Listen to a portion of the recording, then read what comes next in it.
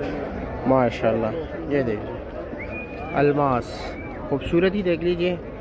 Test भी इसका बड़ा अच्छा है इस वक्त, ठीक है। साथ है जी लंगड़ा, साथ है जी मालदा, थोड़ा नॉर्मल क्वालिटी का। और ये देख लीजिए, ये इस तरफ देखे, माशाल्लाह माशाल्लाह माशाल्लाह। ये रेट क्या है इसका? इसका 2200 रुपये भाई। सिंदड़ी ना, सिंदड़ी बी क्लास।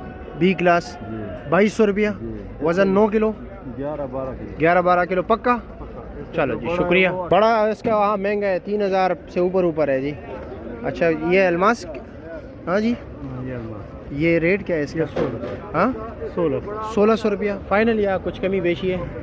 1500, इससे कम नहीं होगा। चलो जी, ठीक है, शुक्रिया आपका। और ये लंगड़ा क्या रेट है?